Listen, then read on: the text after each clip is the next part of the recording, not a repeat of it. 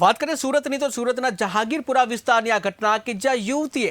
લગ્ન કરવાની ના પાડતા હુમલો કરવામાં આવ્યો છે। આવેશમાં આવી યુવતીને માર્યા ચપ્પુના ઘા, જ્યાં દીકરીને બચાવવા જતા માતા પણ ઘાયલ થઈ। ત્યારે પોલીસે પ્રતીક પટેલ સામે ગુનો નોંધી આગળની કાર્યવાહી હાથ ધરી।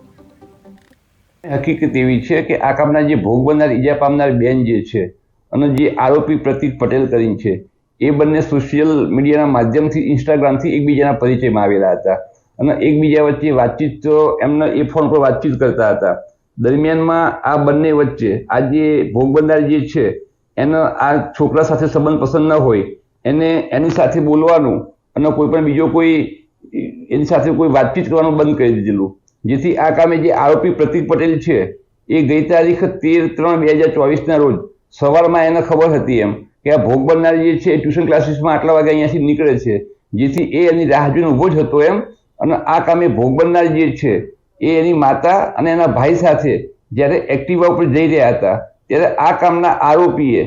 એ ભોગ બનનારનો પીછો કર્યો એના મોપેડ ઉપર એમ, અને ચાલુ મોપેડમાં જેને વાતચીત કરવાનો પ્રયત્ન કર્યો અને આ જે ભોગ બનનાર જે છે એને વાતચીત નહીં કરતા એને ચાલુ બાઇકમાં જે ચાલુમાં જેને ત્યાં ધક્કો મારી અને એમને પાડી કાઢ્યા, એટલે એ પડી ગયા ભોગ બનનાર। એટલે ભોગ બનનારનો આ કામના આરોપીએ એની સાથે જે સરી હતી એનાથી એને ઈજાઓ કરેલી એને, અને પછી એ વખતે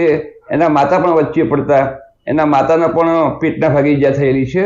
અને લોકો ભેગા થઈ જતા આ કામના આરોપી ભાગી ગયેલ। એ કામે હકીકત એવી છે કે આ કામના જે ભોગ બનનાર ઈજા પામનાર બેન જે છે